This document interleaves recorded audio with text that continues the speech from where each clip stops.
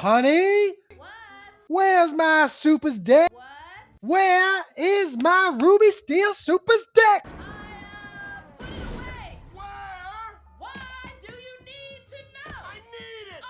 Don't you think about running off to doing no daring do? We've been planning this dinner for 2 months. Lorcana's in danger. My evening's in danger. You tell me what my deck is, woman. We are talking about the greater good! Greater good. I am your wife. I'm the greatest good you are ever gonna get. Hey guys, it's Malferon, and I'm really excited to share this Ruby Steel Supers deck with you guys. No capes, to quote the amazing Edna herself. If you guys have been here before, we're going to be starting off the video with an outline, kind of going over the different things of the deck, go a little bit into Ruby Steel history, and yeah, you know, this is just a fun one. It's a little different than my typical Sapphire Steel, but I have a deep love for the Incredibles, and so I really wanted to make a deck with them, and I think this one's pretty fun. If you are new to Lorcana at all, or new to Ruby Steel, I'd recommend that you watch the whole video, check it out, share, like, favorite. All of that really helps the video, and if you really like what you see here, maybe consider a subscription. Now, without further ado, let's dive right in. We're going to be starting off with a general introduction, talking about Ruby Steel, a little bit of the history of Ruby Steel, and why you want to play a deck like this. We're going to cover some feature cards, kind of give a little spotlight to each of the different types of cards you'll see in the deck. We're going to go over the deck list itself, of course, talk about decision making that went into why it is the way it is. We're going to go over tech slots. Tech means deciding and choosing a particular card that has a distinct purpose that may not generally be there otherwise, like item removal, or you know, certain types of banishing cards that would only target a specific popular deck, things like that. And so we'll talk about what slots, you know, you could, or cards you could swap out for other cards that are in the deck to kind of suit your local meta, suit your people that you would realistically play against, or like playing online. We're going to cover how to mulligan the deck, mulligan meaning how to change your hand at the beginning of the game, cover some matchups and what expectations on what may be good, bad, or sort of even matchups, and then, of course, go over a sample of what a play line might look like and end with some closing thoughts. Now, a little bit of introduction and historical context on Ruby Steel. Ruby Steel has been, you know, regrettably, sort of considered a meme color combo deck, right? It's always suffered a multitude of problems, right? And some of those problems you could argue are still present today.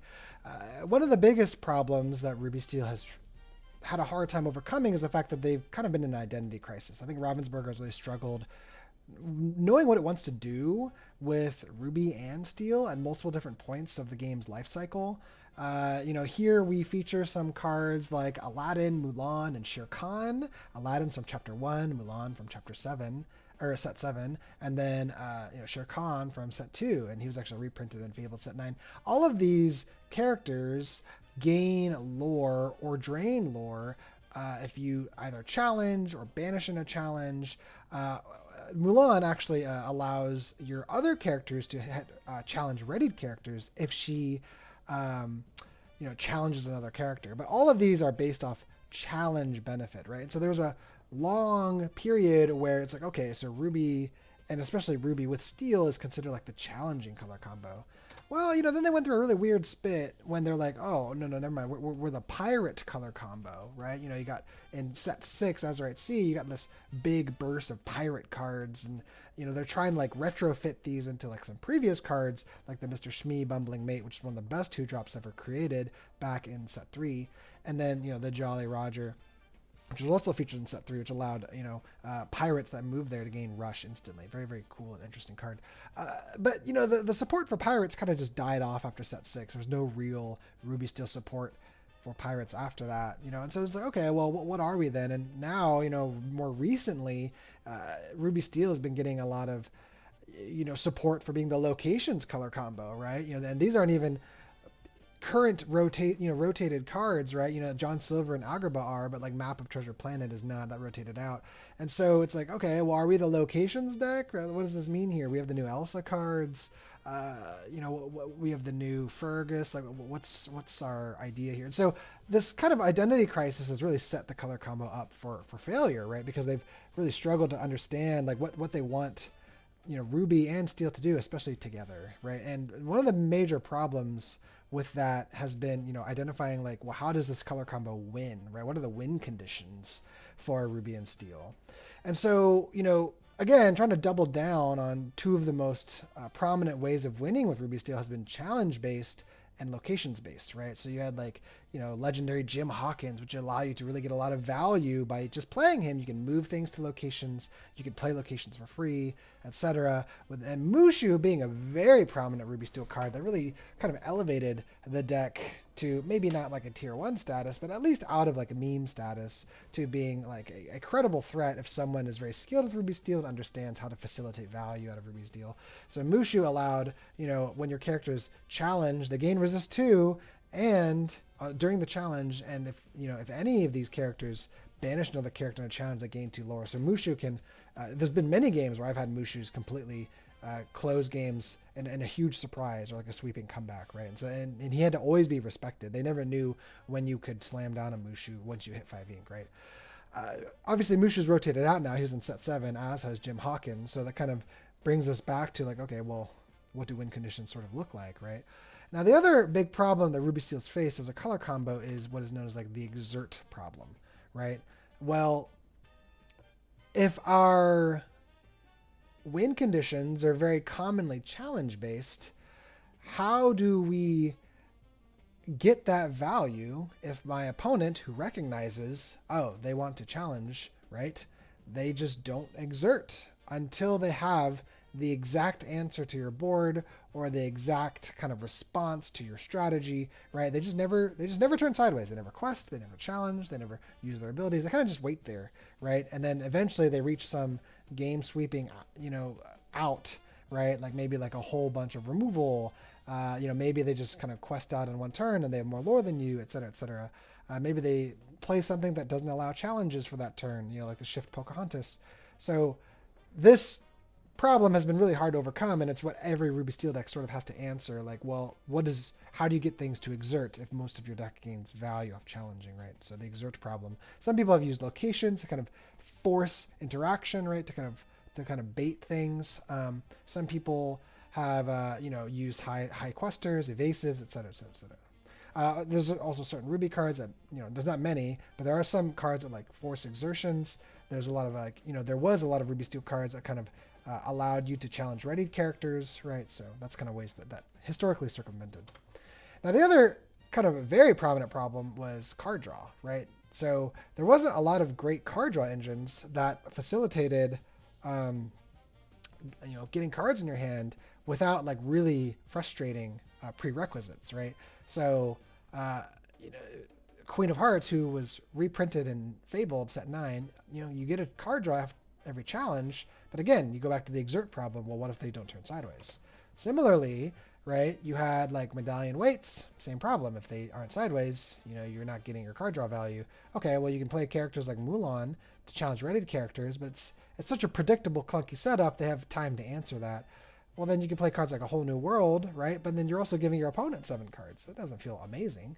So Ruby Steel's always kind of been stuck in this weird spot where it's like any form of legitimate, reliable card draw either feels double-edged, clunky, or inconsistent, right? And that kind of gets back to our final problem of inconsistency, right? Like you are stuck with all of these clunky cards, right? You have like 5-drop uninkable songs. You have, uninkable characters that allow you to challenge, but you're only forced to play those characters because a lot of your value comes from challenging, or you want to play locations, but then you don't have card draw, and then you try to slap together all these to make a reliable deck, and it kind of falls apart when you have one game that kind of just draw into a bunch of cards that don't work together, right?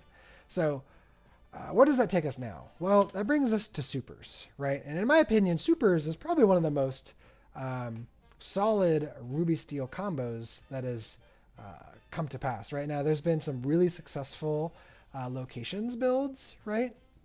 Especially, a shout out to a big Ruby Steel content creator, Snake Chips, who's made some awesome, successful kind of like location aggro builds, right? And there's been, successful other builds too. You know, we featured some on this channel, like Maximal Tink, right? Using the Scar and the Tinkerbell from set 8, and there's been a lot of other challenge variants, but Supers is one that feels kind of right out the gate, very holistic, very, synergistic, and just feels good, and features the Incredibles. How can you not love that?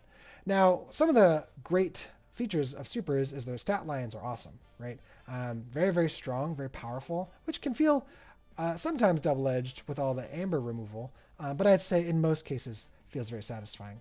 The playstyle is really, really fun. It's actually very shift-based, so there's a whole bunch of shift targets, right? Like maybe 1-drops or 2-drops or 3-drops that allows you to then play a lot of your 5 or 6 drops, 5, 6 or 7 drops, right? And so your opponent always has to be on their toes, like, well, what are you going to be playing next? Are you going to be shifting the, the 5-drop dash or the 5-drop violet or the 8-drop dash and violet? Who knows, right?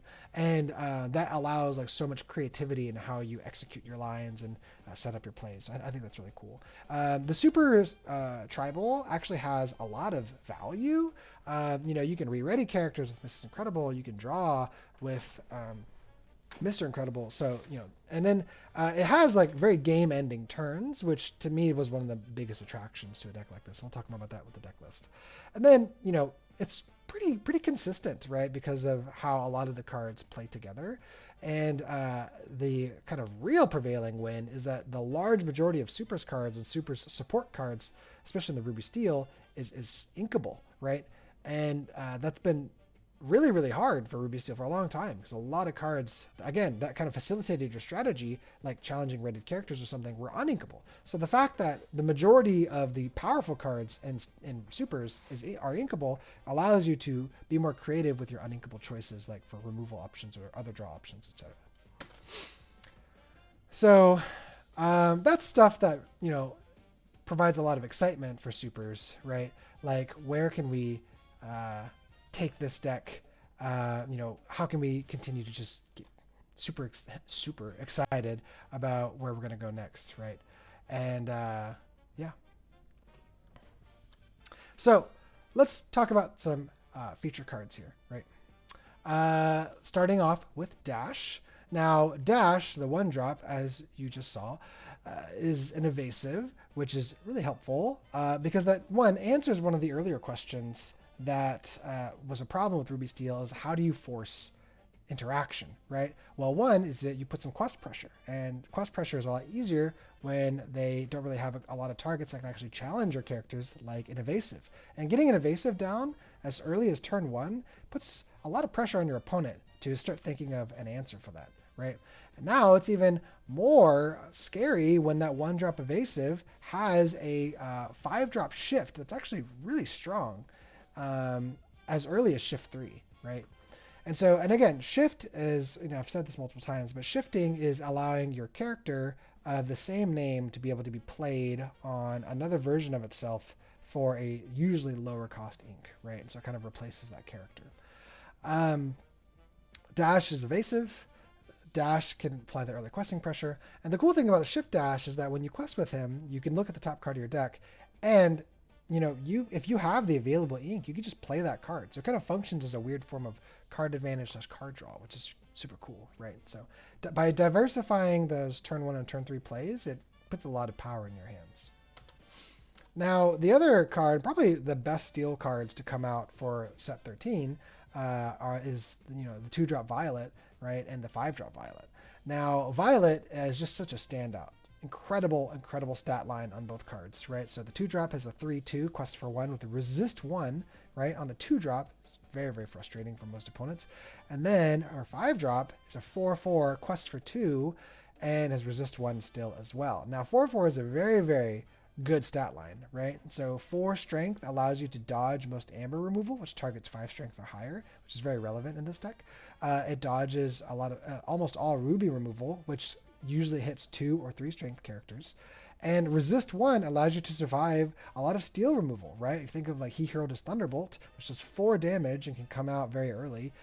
She survives this too. So Violet is very, very challenging to kind of deal with efficiently, and puts a lot of pressure on your opponent. But then the other thing is that she functions as filter to look for your answers. Every time you play a hero, which every super is, then you can keep looking for maybe songs or card draw or anything else, right, as you're drawing and discarding.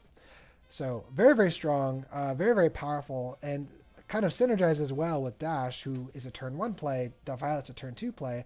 And so when you establish both, your opponent is left guessing on turn 3, like, well, they could shift either card. Like, which target do I get rid of if I can even get rid of either, right? And I think that's a lot of power in and of itself. And of course, one of the coolest new cards is the team shift, Dash par and Violet par. Now, their team shift means, and it's a combo shift, and combo shift means that you can shift this card onto a Dash par alone, onto a Violet par alone, or you can shift onto both a Dash and Violet par and put both of those characters underneath this character to facilitate this. And that's relevant because whenever this character quests or challenges, you draw a card for every card under them, which means, let's make a hilarious example. If you have a 1-drop Dash that you shifted a 5-drop Dash onto, and if you have a 2-drop Violet and you shifted a 5-drop Violet onto there, and then later in the game you shift this card onto both of those, you have 4 cards underneath this card, which means every time this character quests or challenges, you just draw 4 cards, right? And it's kind of interesting. On top of the fact that that card is evasive and has resist 1, right? So some of the other feature cards that you will be seeing early in the game, right? So we kind of already talked about Dash and Violet, which are kind of the big standouts from set 13. We have some of our set 12 cards. Mr. Incredible, solid 1-drop. He's a 2/2, right? He facilitates one of our early shift lines, being Mr. Incredible. Mrs. Incredible, who is a little bit more niche, right? She's not as good of a reliable standalone body, right? She's very fragile at 1/1. And she does quest for 2, which is nice, and she can help her family, right, by giving someone Challenger 2. But she does, which is actually quite useful and relevant. So that's why we keep her around. She can make some cool trades, and she does allow an early shift line for her very, very powerful 7-drop, which can shift on 5, right?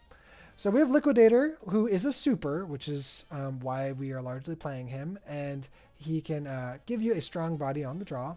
A lot of the characters in this deck are strong at baseline, but again, he dodges a lot of removal, being at 4, and he answers almost anything for the first couple turns, and later in the game he can still like draw off Mr. Incredible or re-ready with Mrs. Incredible because he's a super.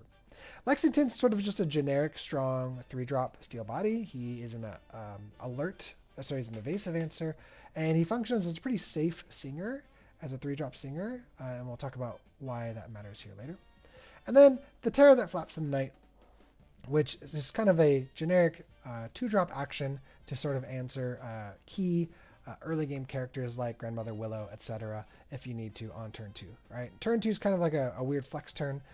Turn 1 and turn 3 are kind of where the deck really makes a lot of its major decisions, and then turn 5 plus are kind of a lot more, generic, kind of depending on what your board state looks like.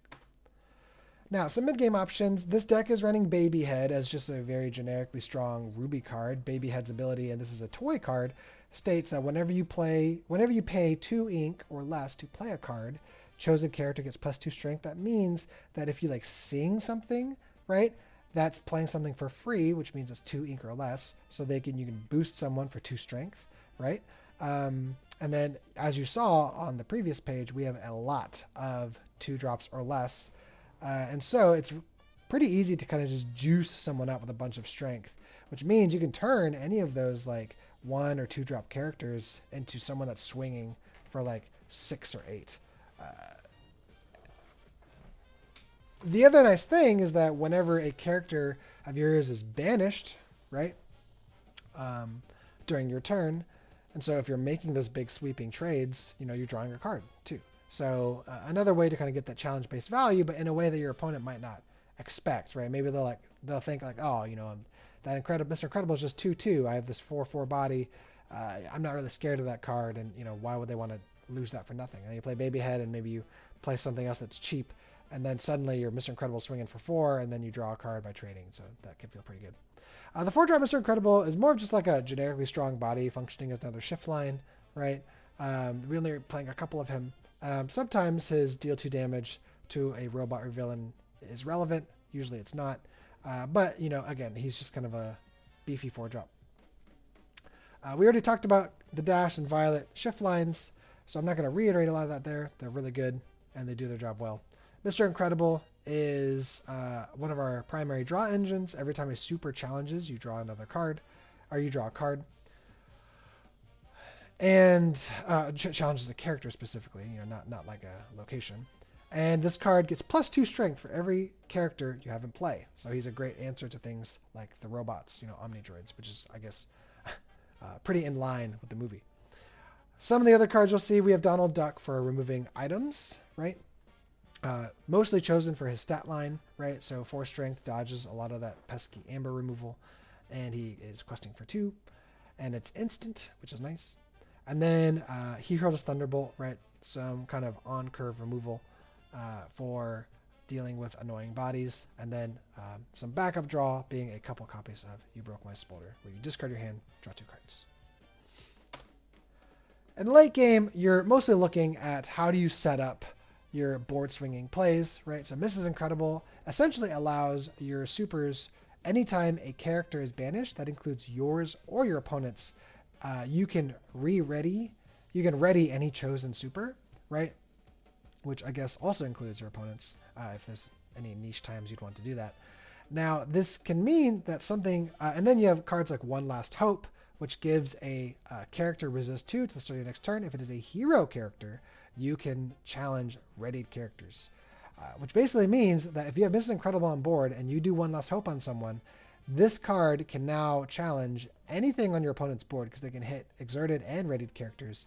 And with Mrs. Incredible, giving everyone resist 1 and this card giving resist 2, so it's giving another character bare minimum resist 3, right? And if you're doing it on like a Dash and Violet Par, like the combo shift, they have resist 1 as well. So they have resist 4, they have evasive, they are swinging for 5, and now this card is banishing every readied character, every exerted character. You're drawing an absurd amount of cards because of Dash and Violet Par's ability. Maybe you have a Mr. Incredible on board too. These turns are just game-ending turns, right? And so you can essentially keep challenge, re-ready, challenge, re-ready, challenge, re-ready, and allows you to make some of the funnest turns I've ever had in this game. Some other cards, and so, Ms. Incredible, incredibly strong. She does take a while to get to, right, being 7 ink, and even shifting her on 5 doesn't feel amazing or great unless you can really make a huge sweeping play. But, and then Dash and Violet, again, kind of crawling to 6, sometimes can feel like a slog, but, depending on what your curve looks like, it's surprisingly easy in some games. And then, for card advantage, it's just another way to kind of get some, it's inkable card draw, which is nice and sort of a luxury in Ruby and Steel. And then, a copy of Next Stop Olympus to make some pretty cheeky re-ready plays. If you have a 5 strength character or more, you can play it for free, but basically you can ready a chosen character. They can't quest, but they can challenge. And then if they challenge another character this turn, you gain an extra little lore. So it kind of allows you to make some maybe double kill turns if you don't have a Mrs. Incredible on board. Now, this is the deck list, right? We're running 4 of Dashes, 4 Mr. Incredibles, 2 Liquidators, 4 Violets, 2 Mrs. Incredibles, 3 Lexingtons, 2 Baby Heads, 2 of the 4-drop Mr. Incredibles, 4 of all the shift lines, right? So Dash, Mr. Incredible, Violet, Mrs. Incredible, and the Team Shift. And then 4 One Last Hopes, and then a kind of a smattering of 2s and 3s of some of the other draw and removal engines, right? So we're looking for maximum counts of our key shift targets for the early game, especially Dash, Mr. Incredible, and Violet, right? And then just 2 copies of the Liquidator, because in most games, even if you're on the draw, you'd probably want to set up some of your shift lines anyway. So he's usually a little niche, but that doesn't mean he doesn't have his value, right? Especially into things like Emerald Amber, Princess Eleanor builds, right? Where being a 4 strength body, he can get rid of, a lot of those 0-4 or just 4 willpower characters as very early. 2 counts of Mrs. Incredible. Sorry, it says 3. There's a little mistake there. for up trading and earlier shifting, right? And then Lexington functions as a pretty sturdy singing body for one less hope, and he's just some early evasive hate, right? And so it's pretty annoying for many people trying to get rid of a Lexington, especially on curve. And no one feels good about burning removal on a Lexington, right? Just because he's really not doing much else for most games, right? And so, he's kind of like a singing body that kind of goes unnoticed very commonly. And so, you can set a shift trap, right? Shift something, use him, sing one less hope, and then get rid of like a key target, which is very relevant. Babyhead facilitates those efficient trades and is a backup draw engine, right? So if you have a board full of a bunch of low-level characters, right, you could start trading a bunch of them to get some extra card draw while getting rid of their board as well. And then 2 counts of the 4-drop Mr. Incredible, again, mostly as a, get him on the board, he can sing Bolt, right? And then if you need sort of an emergency backup shift target for the 5-drop Mr. Incredible, he can still do and facilitate that, right?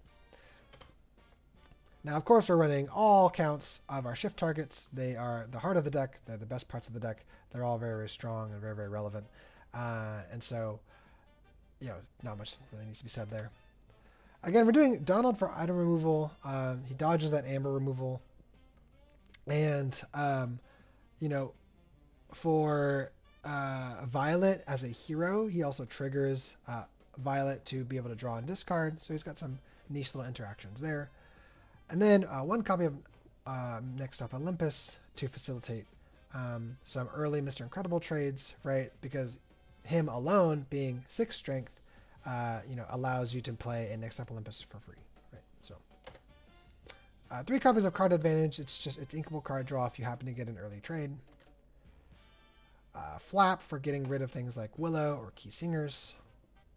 And then One Less Hope being our main game-winning song, right? Allowing like Mrs. Incredible sweeps, or just kind of facilitating your card draw engines. Like with Mr. Incredible, like you can cast it on him, he can hit a rated character, and swinging for a 6+ strength, you'll basically get rid of anything, and then you're drawing a card off him as well, which is pretty cool. Now, some tech slots that you could consider here. There's really a lot of ways to take a list like this. I've seen a lot of different variants. Many people will approach it in wild different manners, and that's totally fine, right? So make the list that gives you the most fun, feels the best for your local area.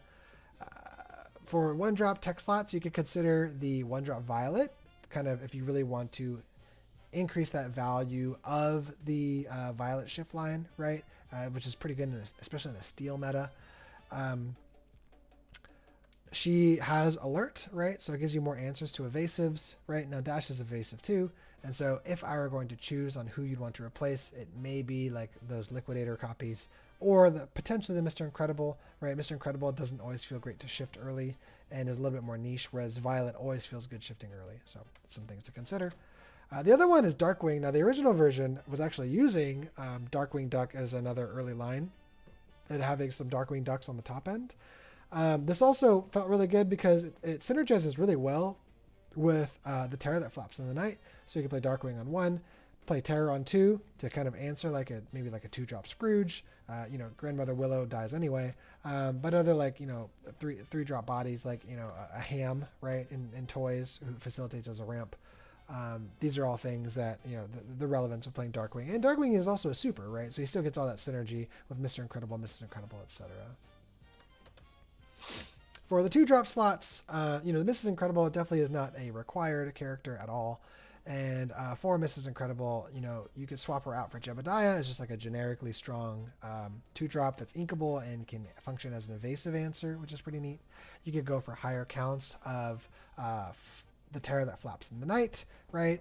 You would not be faulted at all if you ran like 3 or 4 copies of that. My build is a little bit on the greedier side and trying to get away with 2.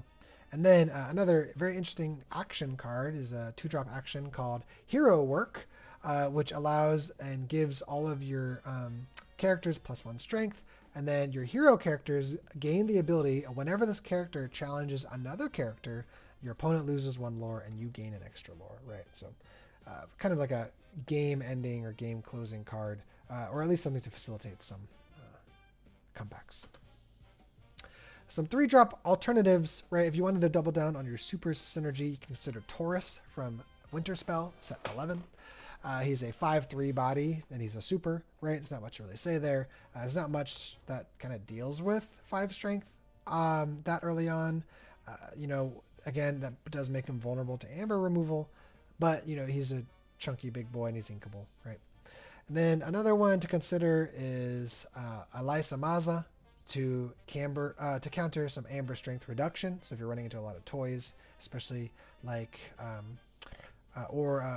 green, yellow song builds that are running Lost in the Woods, Elisa protects you from strength reduction to maybe be board swept by like an Under the Sea, or be set up for things like in Ruby Amber toys. Jessie will reduce your strength, and then you have Headless Horseman that's removing some of your key cards. So that's some good usefulness for her. Now, of course, in Steel, as a 4-drop, you could always slot in Angel. Angel's just one of the best Steel cards in the game. Angel Experiment 624. She allows you to discard any card and just do 2 damage, right? So you can basically have an accessible fire the cannons at any point, at any time in the game. Now, she's a very expensive card, right? And I tried to very specifically build this deck around the idea of, can we get away with not using Angels? But she's always an amazing option if you want to slot her in. Another really cool card here is Hercules, Mighty Leader. And, kind of depending on my day and how I feel, I'd love to put him in, or, then there's times I want to take him out. Clearly he's not in the core deck right now. So his ability is that he can not be dealt damage unless he's being challenged. So, if he's challenging, he still takes no damage. And that means he's not affected by basically almost any Steel damage removal, right? Like if you bolt him, it does nothing. So that's kind of interesting. You can only damage him either with things that penetrate damage, right?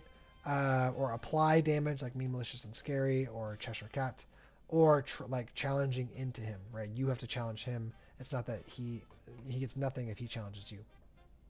If he's exerted, right, that means all hero characters on your side of the board gain the same ability, that they take no damage unless they are being challenged, right? Which allows for some really cool plays and keeps everyone safe, and means that they have to deal with Hercules first.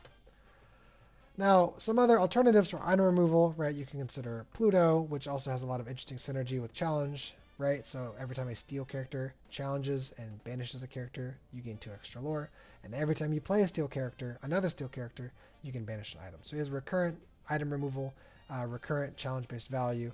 He is vulnerable to amber removal with 5 strength, and he's a little clunky in that you don't get your item removal immediately, right? You get it when you play another Steel character, which for some games can feel a little slow. And then there's Mulan, who's kind of a mix of Pluto and Donald. When you play her, you get to banish an item immediately, and whenever you play a Floodborn character, you can banish another item, right? And the downside is that all the supers, even though they shift, are not Floodborns, so you essentially get no real synergy with her, which is why I favored Donald. Now, other kind of forms of card draw you could consider is absorbing Bloom. When you exert, pay 1 ink. If a character was banished in a challenge this turn, you can draw a card. That can mean your own characters, right? So if you suicided a card, you can still draw a card, which is pretty interesting. And then another one, which is a great card in general, Medallion Waits, right? Exert, pay 2 ink, and a chosen character gets +2 strength. And whenever they challenge, you get to draw another card, right? Which is actually very relevant if you are re-readying with a card like This Is Incredible. So you can consider marching off to battle. If a character was banished this turn, you can just draw 2 cards, right? So really, whichever one you decide, there's probably no real right or wrong answer. It's just kind of your play style and kind of what you expect to see from other decks. Some other interesting removal tech options. You can flex in a little bit more Next Stop Olympuses. If you want to make some earlier big sweeping plays, especially with Mr. Incredible. I've found that 1 to 2 is sort of the sweet spot, and favored 1 just to kind of fit in a little bit more removal options, like some extra He Hurled His Thunderbolts. And then you could consider a very interesting card, Ghostly Tale, which came out in set 10, Whispers in the Well, which exerts all opposing characters with 2 strength or less, right? Pretty devastating for some of the Amber Emerald decks, right? Song or aggro variants. And of course, there's the generically strong action of Red Alert, which is simply a 4-cost card that just says, hello there, 3-strength character, you are banished, right? And so, you're never wrong to kind of consider that. It's for many cards, it's sort of just a 1-for-1. So what does your mulligan typically look like, right? And so I'd say the strong general strategy for a deck like this is you want 2 shift targets and 2 shift characters. If you have that set up, you're, for most games, pretty golden, at least in regards to what the deck wants to do. So, like, for example, if you have your 1-drop Dash, and you have your 2-drop Violet, and you have your 1-drop Mr. Incredible, right? You could set up Dash and Mr. Incredible if you wanted, or kind of pick and choose and kind of get a feel for the direction you want to take this game, right? But it allows you multiple avenues in how you want to do your turn. Have a 1-to-4 curve, right? Curve meaning kind of like, utilizing all of your ink, or as much as your ink as you can each turn. So if you have if you have 1 ink, play a 1-drop. If you have 2 ink, play a 2-drop. If you have 3 ink, use all 3 ink to either shift or play a 3-drop, things like that. And then, removal is a little bit lower on the line just because, getting out your shifts can be so impactful for many games anyway. So on the draw, or on another way to think about on the play mulliganing, right, is making sure you have that 3-drop Singer, right? So essentially prioritizing that Lexington. And he can then allow you to set up any of your other cards. Like, for example, if you played your Mr. Incredible, you play Violet, you get down Lexington, and now you can shift Mr. Incredible on 4 ink, Sing with One Last Hope on him, right? And so these are kind of the things that you can think about early on. Or you could play Babyhead, still Sing One Last Hope, and with Babyhead, you now boost one of your characters. Like, let's say you had that Violet, you sang a card that allows you to give 2 strength to Violet, and now Violet's hitting for 5 and it's hitting rated characters. And so stuff like that is pretty neat, right? And so that's kind of 2 ways, either like really prioritizing shifting, or, just getting a safe Singer like Lexington on 3, and then kind of just figuring out if you want to shift or just keep curving out with like 4 or 5 drops, things like that. So, looking at a hand like this, what would you think we would keep and send back, right? And so I would say here, I would keep the 1-drop Dash, the 1-drop Mr. Incredible, and of course the 5-drop Mr. Incredible. These are multiple, and then, looking at the Violet, I would keep the Violet too. Now, we have 2 different 1-drop options for shifting. We have 1 guaranteed shift line, which probably means we're going to prioritize Mr. Incredible on turn 1. And then we can either play Dash or Violet, which are 2 separate shift lines as well. And on turn 2, while we're establishing the Mr. Incredible trap, right? Now, although you have the full Mrs. Incredible shift line, right, like the 2-drop and the 7-drop, you don't really keep this one on most occasions due to it not curving smoothly, right? So, you play her on 2, but you don't shift her until 5. And that can really feel like an eternity away, especially on the play. When you're 1 card down. And so this line is largely considered a tech line and is more of a matchup dependent or strategic. It's rarely ever like a generic opener. So here's another hand, right? To me, I would consider this a perfect hand, right? We have access to 2 different shift lines here, Mr. Incredible and his shift, Miss Violet and her shift. We have access to a generic 3-drop, right, in Lexington. So if we wanted to not shift, right, maybe we're anticipating like, ooh, I don't want to shift this Mr. Incredible. I think that Amber Steel player established Vanessa, I think he's going to bolt my shift line, right? And so I'm going to instead set up Lexington, which means now with a Mr. Incredible and Violet on the board, Lexington can safely set up the ability to sing One Last Hope on anybody, right? And even if they get rid of Lexington, you can shift with 1 character on your 2 targets, still sing One Last Hope to boost the other character, right? And still hopefully get some major value. So it really sets up a very interesting trap and allows you to kind of go in multiple different directions with this hand. All right, so this hand is what we call a very unfortunate hand, especially on the play, right? And so I would essentially just keep the Dash, right? There are some temptations, such as keeping Liquidator for turn 2 play, or Mrs. Incredible, or the One Last Hope. However, you just take one of the opener shift lines, which dash functions as, and send everything else back, and you hope for a better curve. So looking at this hand, this is probably the first one that I'd say is just a full send back, an easy full send. You have none of your relevant shift lines, and although the 4-drop Mr. Incredible may seem like a reasonable thing to keep to kind of curve out to 4, he is rarely ever a preferred card, and doesn't allow any kind of like strong, impactful early shift plays. So it'd be something I would just send back. Now, on the draw isn't really too different, right? You're wanting to look at having at least one, usually 2 of your shift lines. You kind of want to put a stronger emphasis on removal on the draw, right? Because you're going to be 1 card up, but you are also looking to respond and stop your opponent's plan, right? Which is usually the burden is on the person who's going second. So on the draw, right, looking at this hand is pretty good. Actually, I would keep everything but dash, right? There's already 1 dash. There's no real reason to keep 2 dash. And this allows you to either play a dash on 1. You could curve out with Violet on 2, or you could get rid of something with Flap on 2. And then the other cool thing is that by keeping the Bolt, which is maybe a little risky, you could shift the dash on turn 3, and then you could sing Bolt and get rid of anything else, right? And so this allows you to kind of control a little bit with a lot of removal options and ways to facilitate them, or allows you to kind of curve out safely, seeing as how you not only have a 1-drop and 2-drop, but you have both of their shift lines as well, which is pretty neat. Okay, and so looking at matchups here, Ruby Steel is not particularly a deck I'd say is super competitive. And what I mean by that is, it does have, and even in a build that I'm as confident in as the Supers build, some notable vulnerabilities, especially into some of the key meta decks. One thing to note is that it can suffer from steel removal that's done really strategically, right? So getting out some early singers, like a 2-drop singer like Vanessa, Ursula Vanessa, to really kind of kill off some of your shift lines. Or like against Sapphire Steel, where if they play Tinkerbells, that gets rid of your dashes, your Mrs. Incredibles. Things like 3 arrows gets rid of a lot of your early shift lines.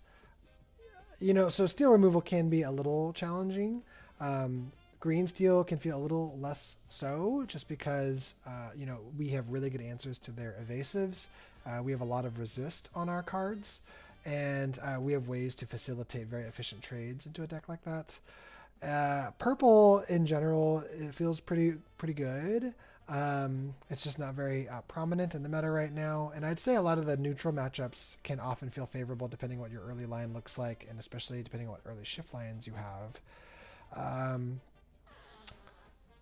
Some of the very unwinnable matchups that can feel pretty unwinnable are Ruby, Yellow. So a red-yellow boost control can feel almost impossible. They just have so many answers to what you want to do.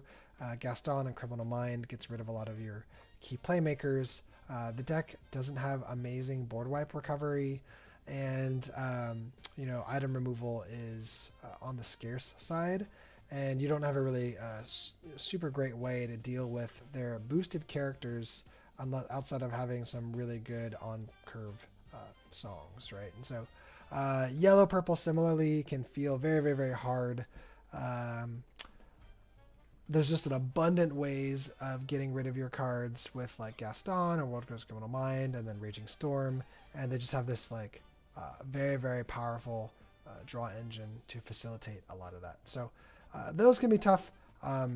But I would say, green, yellow can be kind of up in the air, right? If they go super wide with like an Eleanor build, it can feel hard to kind of get back in the game. But you're playing on curve usually so consistently that, and especially you have so many ways to answer an Eleanor when she comes down. Once kind of the dust settles a little bit, and especially if you can climb to Dash and Violet and or Mrs. Incredible, the game kind of just ends. You kind of just seal the game and they're never really allowed to do anything else, and you can kind of close out pretty easily. And so for song variants, right, we have a lot of ways to deal with readied characters. So you have the ability to stop a lot of the kind of like Circle of Life singing decks, but it can be a little harder. However, their spot removal is usually lacking, right? They tend to not run as many, or if any, Gastons or Criminal Minds, and tend to just go for their sweeping plays. So if you can utilize strategic One Last Hopes and Bolts to get rid of a lot of their key singing characters, that one can be a little bit easier to close out. But some things have to go right, and it can really feel up in the air, and sometimes some play draw dependent, depending on if they have a really obnoxious Chernobog line that they whip out. Purple Steel similarly can sometimes feel very unfavored, sometimes feel very easy. Kind of depends on what their early strength or bolt removal lines look like. And, surprisingly, the deck has really easy ways to deal with Omnidroids, right? And so Omnidroids don't really feel that bad of a threat. And they, Purple Steel really doesn't have great answers to Dash and Violet, right? They kind of just have to either burn 2 or 3 Steel Songs on Dash and Violet, or just kind of let Dash and Violet just keep questing and gaining absurd amounts of cards and value. So, when looking at this matchup spread, that doesn't look super great, but I'd say that with enough skill at the deck, it can really hold its own against a lot. And again, in trying to communicate, Ruby Steel will always have some inherent levels of limitations until like a really, really powerful, consistent way to ready or exert opponent characters or gain card draw. It's always going to have some degree of limitations in regards to what it's able to do. Now let's look at a play line against a green-yellow deck, right? So we're going to start by playing Mr. Incredible, who is one of our key 1-drops, right? Let's say they set up Aurora for their first turn, which is very common. It's and this is going to be, so we recognize this as an aggro version, probably the Princess aggro version that's trying to cheat out a bunch of ink, get out an early Eleanor, and just go really, really wide with a lot of characters while getting continued Eleanor value. And so, oftentimes it's an Aurora turn 1 or Pluto turn 1.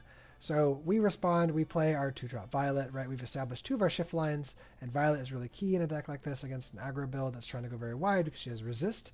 And so that allows her to continue to make trades while, staying nice and healthy. They get one of their strongest openers next turn, right? They ink, they play Grandmother Willow, or they ink, and then they play Grandmother Willow, right? They quest the Aurora, which reduces the next princess cost, and so now they're playing a 2-cost character because of Grandmother Willow. They play Pocahontas, who then allows them to play a Thomas for free, right? So on turn 2, they already have 4 characters, which can be a little overwhelming. However, we have our response here with Mr. Incredible, shifting, right, to sing a Thunderbolt. And here we're going to choose to actually take out the Pocahontas, which is a little cheeky on our part, getting rid of that early shift line because it's extremely unlikely that they have another Pocahontas that's a lower drop in their hand, and using the Violet to take out the Aurora, and setting up the Grandmother Willow to survive to sort of bait out an early Eleanor that will have very little value, and seeing if they fall for said bait, right? They do establish this Eleanor. It seems to have been bricking their hand, right? They had one of their golden openings, but the price of that is that their hand may be on the little bit of a smaller side. This may hint that they have other uninkables as well. And this opener took a lot from our hand, and so not wanting to refill, they may be instead trying to set this up and, hoping that we don't have a lot of readied answers, which Ruby Steel oftentimes does not. Maybe anticipating to establish their board and get Eleanor out of their hand early. However, we do have another shift line here where we can shift Violet onto the 2-drop, and that allows us to sing the One Last Hope, taking out the Eleanor, right, with the Mr. Incredible, and allowing some card draw to keep our hand nice and healthy. The green-yellow player responds by playing a Mike Wazowski, which may have found another Mike Wazowski, allowing them to play another Mike Wazowski, and to keep refilling both of our hands and establishing down with a Pluto. We utilize what is in our ink, right? We play a 2-drop Mrs. Incredible. We to set up the shift line, assuming that the shift line is in our hand in this very unique situation. And the flap to get rid of the Pluto, to keep their board as small as we can while we quest out with our other characters. In a show of desperation, they just dump as much in their hand as possible, setting up the Pocahontas to hopefully get a big shift to at least get some sort of lore in this game for the next turn. However, foreseeing that, we establish our Mrs. Incredible in anticipation of this. We shift our Mrs. Incredible now that we are at that 5 to 6 ink mark. We sing One Last Hope, and using the One Last Hope on the Mr. Incredible and now Mrs. Incredible on board, he is able to challenge and re-ready and challenge and take out the entire board, drawing close to 6+ cards, and the game is essentially over. And so, cool turns like that. Now, we did have, this is kind of simulating what, a lot of the outs would look like in a situation like this, and kind of assuming, every player would have made different decisions here. Maybe someone would not have put out their Eleanors as early as that, instead of maybe trying to fish with Mikes despite filling your hand as well. Maybe they would have been more conservative with some of the 1-drops they dumped on turn 1 or 2. It's hard to say. But I think this is a pretty reasonable reflection of what some of those games might look like if you're on the play and you kind of have a lot of the outs that you're hoping to find. So in conclusion, right, this No Capes build just features one of the most beloved Disney families in the Pixar studios that there is, right? The Incredibles truly is like, I don't know, it was a generational film, and the sequel really hit pretty hard as well. And it's just, it's my favorite Disney film. So I don't know what to say about that. The shift playstyle is super cool, a lot of fun, very satisfying. And, the deck has big plays, comes with big rewards. It's a pretty cheap deck, right? In fact, it's quite budget. With the deck probably with how it's built in this list, averaging roughly around $40 to $60. And just the variety of openers and closers really makes every game feel different. So I hope you guys enjoyed it. And, it would mean a lot if you'd share the list. Let me know if you make any changes to the list or a list like this. And best of luck out there, guys. Take it easy. You know how it is. Peace.